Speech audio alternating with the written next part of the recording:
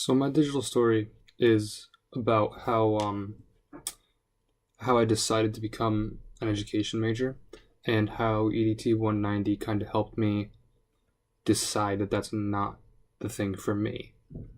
When I was in high school, as a sophomore in high school, I didn't really know what I wanted to do. And I remember thinking that I wanted to help people, and I was really into biology at the time, really into science. And I decided that I wanted to become a surgeon, like a general surgeon, or maybe specialize into something. I hadn't really thought that far. Um, when I took the ASVAB in sophomore year, uh, I scored very high on the ASVAB and was contacted by military. And when they asked me what I wanted to do, what I was looking at college for, and I responded to that question with I want to be a surgeon, they told me that I could be a field medic. And so for a while that was my thing. I wanted to be a field medic in the army. Well, junior year after taking chemistry, I wanted to be an experimental chemist, then a chemistry teacher, and then after taking a few days of AP chemistry, I switched to English because chemistry was not my thing at that point. Um, my experience with education, my mom was a teacher, my grandmother was a secretary in school. So education has been in my family for a very long time.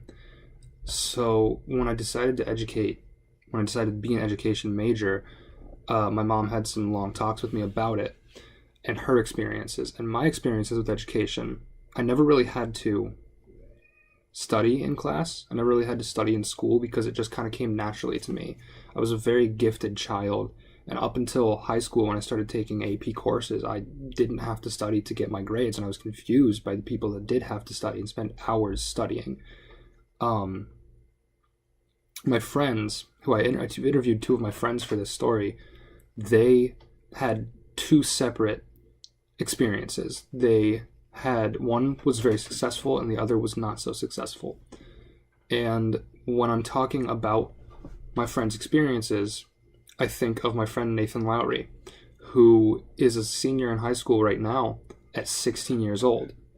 And he has an incredible mind, a gifted mind, but suffers from an acute form of autism that gives him an eidetic memory, but completely disregards all of his social skills. He has no social skills and does not understand social cues, so making friends is hard for him, and being in classes is hard for him. But he's overcome that, and his experience in school wasn't always easy, but because of his love for knowledge, it became better for him.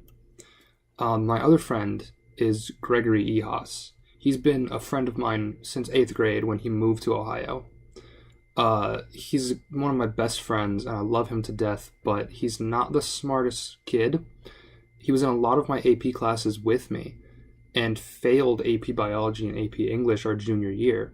And that year, his family had some issues with his father getting honorably discharged from the military, and his education just kind of took a downward spiral. And he's recently dropped out of college after one semester and is working a full-time job in my hometown. And I asked him what his future plans are, and he doesn't really have any right now. My teacher influences, the positive influences for me are my mom, because she inspired me to become a teacher, and a math teacher named Mr. Jury, who gave me the tools I needed to actually learn math for once and pass the class, which I didn't think I would actually do. My negative influences are my history teacher, who I had for 3 years. His name's Mr. Gallatin, and I don't have the time here to go on the rant that I do in my storyboard. But he was one of my favorite teachers, not my top favorite teacher, sophomore year. But over the 3 years I had him, quickly declined, and now I just have no respect for the man in his profession because he disregards everything that teachers stand for. He has no care about his students at all, in my opinion. Another negative influence is Mrs. Timoneer.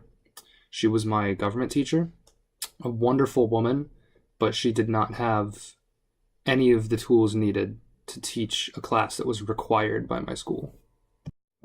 So this brings me to the end of my story, where I have dropped my education major, and I'm in a literature major now. And the reasoning is a lot. I started thinking about this halfway through the semester, and after several long talks with my mom, we both agreed that education just isn't for me because I like to write. Teaching writing is one thing. Teaching writing is fantastic, and people that do teach, I have the utmost respect for. But for me, teaching just isn't my thing. Writing is.